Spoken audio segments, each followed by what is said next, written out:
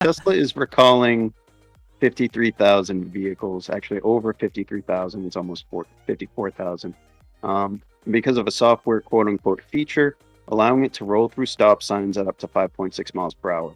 This is a part of the full self-driving beta program, which basically just is earlier access to software pushes over the air that enable new features and transfer data to Tesla, basically to provide them with information to improve their self-driving feature. So this raised some debate about whether or not this was a fault or a feature. And Elon Musk tweeted that this is not a safety issue. The car was simply slowing down to 2 miles per hour and continued forward if clear view with no cars or pedestrians. So basically, in order for this feature to function in the first place, there are some prerequisites. The functionality must be enabled within the full self-driving beta settings. So it's a toggle. The rolling stop is a toggle feature on or off. So it had to have been enabled. Assertive driving style has to be selected. So with the self-driving, there are a few different driving styles, and assertive is one of them, and that's the only one that assertive. I like that.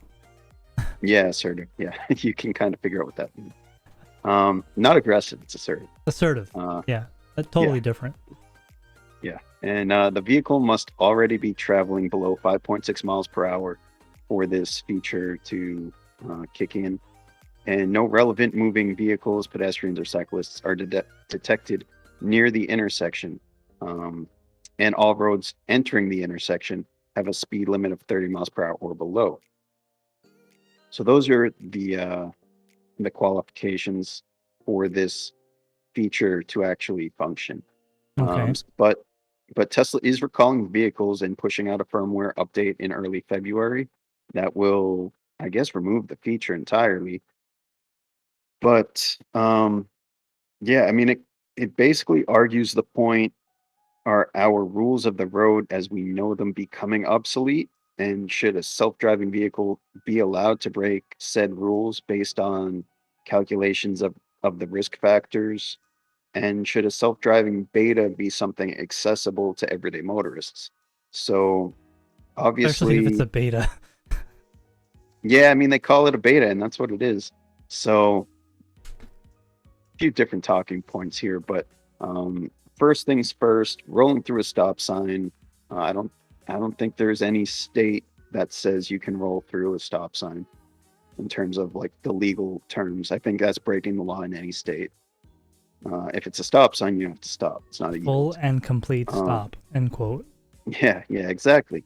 So I think, well, the first thing is, should that apply to vehicles that have computers determining that it's completely safe to go through it? You know, should the rules of the road be revised at this point to be accommodating of where technology is going? Oh wow, that's a deep topic.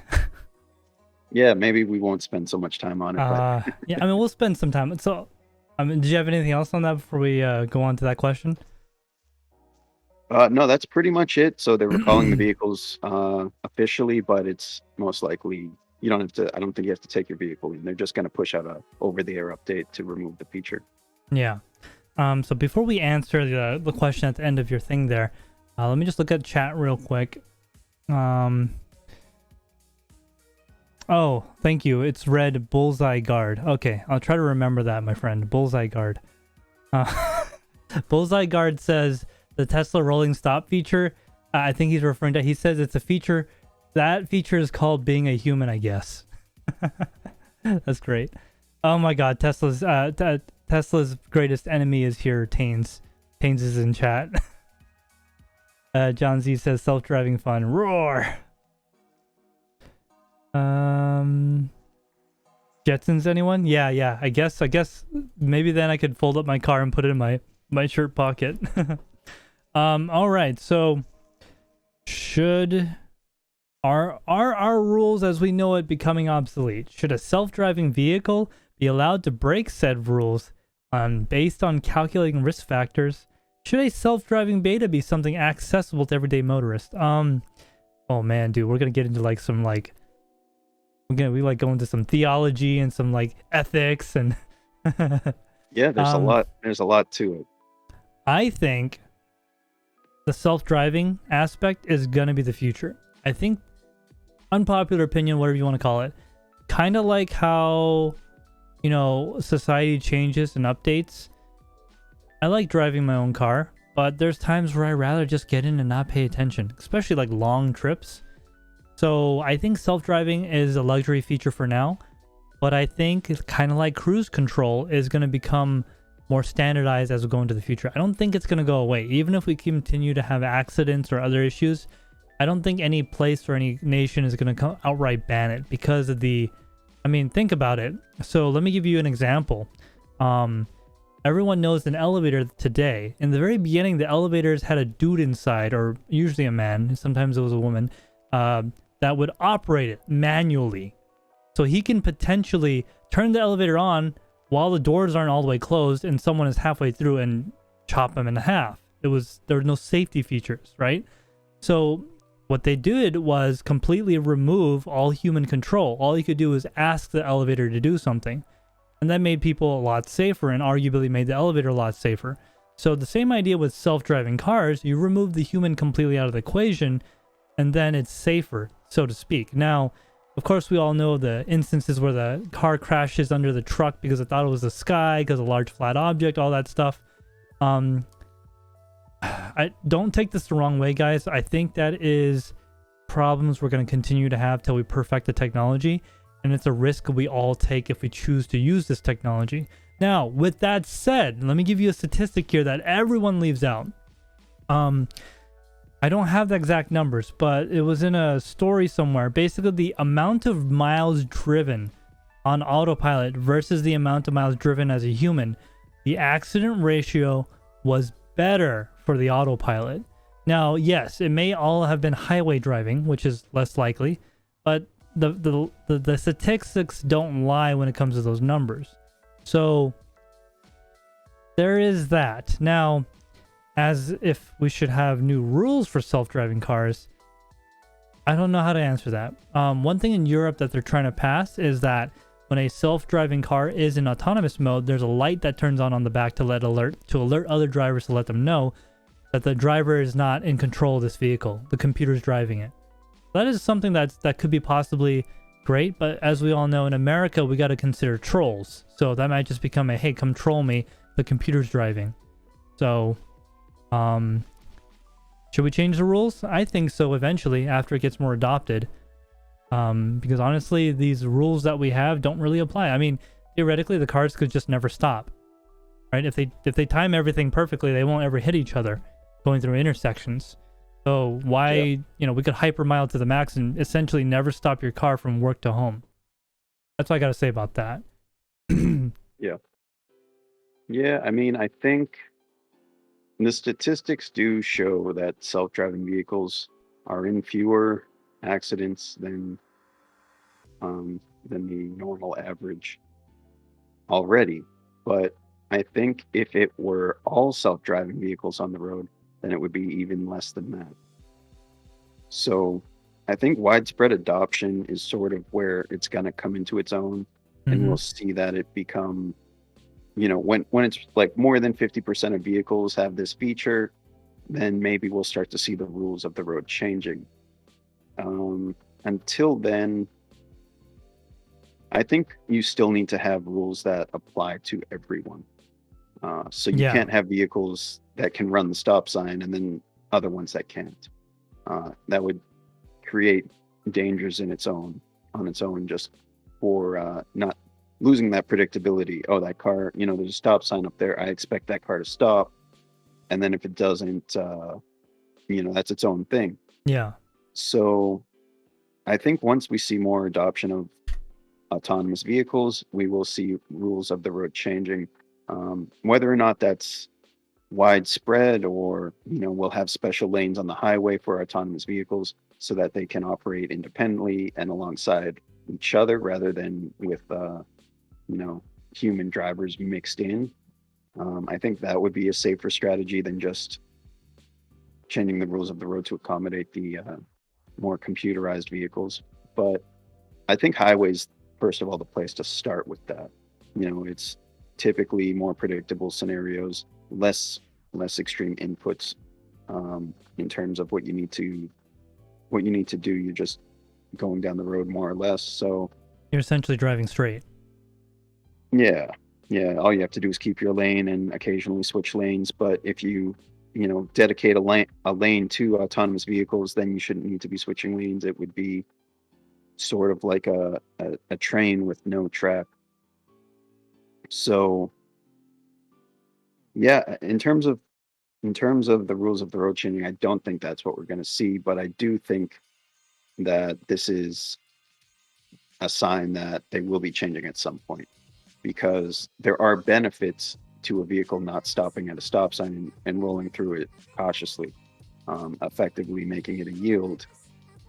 But instead of a driver having to look in all directions to see if there's any hazards, a computer is able to do that quicker, more effectively. It has more angles, it has more lines of sight essentially in every direction at once than a human ever could. So I would trust a computer to say an intersection is safe more so than I would myself. And these are specific cases, but yeah, I think with that aside, safety is probably the biggest factor. That's why we have stop signs in the first place. But if we say that it is safe, then the next thing is that it's more fuel efficient, or it uses less energy to roll through than it does to come to a complete stop and then accelerate again. So there are multiple benefits to changing these rules to accommodate autonomous vehicles when they're capable. So that raises the next question. Should a self-driving beta be something accessible to everyday motorists? So I think there's two sides of this for sure. Either it's a beta program, so that's scary to think that this self-driving technology is in beta and potentially in the car in front of you, next to you, behind you, doing its own thing without the driver having his hands on the wheel. But I also think, it is where it is in the program already. They're rolling out smaller feature sets. They've already developed the self-driving function pretty much. It's in use. So I think there needs to be in-house testing before anything else, and there is, obviously, and whether that's computerized simulations or smaller scale physical tests. But I don't think of widespread quote-unquote beta testing as such a bad thing, because I think the largest sample of data is going to make the most or just the best self-driving system available. Yeah. So you can't do that with small data sets. You need to be able to see scenarios that are not predictable or that someone didn't program. It needs to be an anomaly so that it can go back to the manufacturer, in this case Tesla, to say, well, this happened. The computer flagged it and disabled self-driving because of it. It didn't know what to do with it, so it handed control back over to the driver. And then they can work on that kind of scenario that might be 1 in a million, but that the next rollout of firmware will account for. If you're not doing widespread beta testing, you're not going to see those kind of things. Exactly. So I see both sides of the coin as well, is that if you don't do the beta testing, then you don't have good data, no real world data, and you can't really make it better. If you do beta testing, people could get hurt. So I don't believe it's worth human lives, but I do believe it's worth the overall picture in the future where we could potentially be saving more human lives. If that makes any sense. However, with that said, I don't know, because I don't actually have a Tesla. But I think there's like a really big disclaimer you got to sign or a confirm or something when you activate it or when you buy the car. Basically be like, hey, this isn't perfect yet. You're taking your own life in your own hands. Always keep your hands close to the wheel. In fact, I believe you got to apply upward pressure onto the wheel like every 60 seconds or something. to keep the car I in don't autonomous think mode. I don't think that's true. I think the full self-driving beta doesn't have that requirement. It's more of a full self-driving than Oh just yeah, like on the autopilot. highway. Yeah, yeah. The full self-driving probably has something else to make sure you're paying attention. 'Cause you can't really touch the wheel while it's moving around the city, right? Yeah. Yeah, it does everything. So Yeah. Um yeah, the highway, the one that you use on the highway, that you have to put upward pressure onto the wheel as it's moving. Otherwise it'll go give you a warning, and if you go too long, it'll disable it for that entire session, which is not what you want, especially if you're going a long distance. yeah, I personally think the fact that the beta is available to the public is not necessarily a bad thing. I think this is more of kind of the, like when vehicles became machine powered, they had to put a horse head on the front of the vehicle because it kept freaking people out, right? This machine moving all by itself without a horse in front of it. So they actually had to put a fake horse head on this machine, so people wouldn't be like, what is that? Like, wow, that's weird. Kind of similar to that. I think we're just in that transitional phase where a lot of people are still not comfortable with it, especially people that, you know, may like not have as much contact with the technology, or, you know, haven't really used it in their lives. Like, for example, okay, there's this one guy at my job that is like, oh, you know, muscle cars, this, all, I'll never drive electric. Then he got into a car with his friend. Next thing you know, he's a convert. He's like, oh man, that Tesla has a lot of torque. Like, he's never felt that before. And, you know, I think if we give everyone a Tesla for a day, they would change their mind, you know. But I think the full self-driving thing, I think it's good. The fact that it's a beta, I think as long as there's adequate disclosure to the point where people actually understand what can happen, I think it's okay. yeah, yeah. Um, I mean, I'm a huge advocate for technology, mhm. and you know, I'm a car enthusiast as well. I really like cars. I like seeing cars get pushed to the limit, and EVs are taking torque to the next level. Um, and I think it's just the natural progression that we're going to see more EVs, better EVs. And, you know, that's not to say gas cars are bad, because, you know, you get things, they're different experiences. And I think, you know, muscle car guys will never, an EV is never going to be a replacement for a muscle car, but Mhm. it's its own entity, and it's They good in its they do own have right. electrified muscle cars too, by the way. No, I know, but I mean the sound, the smell, the feeling, Mhm. everything about a muscle car is, you know, it's a complete package. So, you know, part of the thing with the EVs is, you know, they're, let's just say a Tesla Model S Plaid Edition, you know, super Okay. fast, Only tons a of torque. $120,000 car, yeah. Okay. No, I'm just saying, like, for instance, like this car that's super fast, Yeah. you know, it's weird that it's doesn't really make any sound. So it doesn't really vibrate when you're idling at a stoplight. Uh, so, you know, it's a completely different experience than the equivalent amount of, you know, what you would feel from your senses, what you would get from your senses in an equivalent muscle car. Yeah. So there's still different experiences for different cases. But in terms of just mainstream cars, I think EVs, you know, it's the way things are going, but um, It's going to be a while it's before not we fully necessarily. transition, for sure. Yeah, I mean it's changing new cars for sure, but it doesn't change old cars. You know, the cars that exist are still what makes a car. What the history of the car is based on everything in the last 100 years. So I don't know. I can see progress as a good thing while still enjoying the cars of yesteryear, you know? Yeah. I mean, honestly, so like I seen this in the industries I work in, because most industries I work in have had, you know, people more advanced in years and, you know, old school, whatever you want to call it.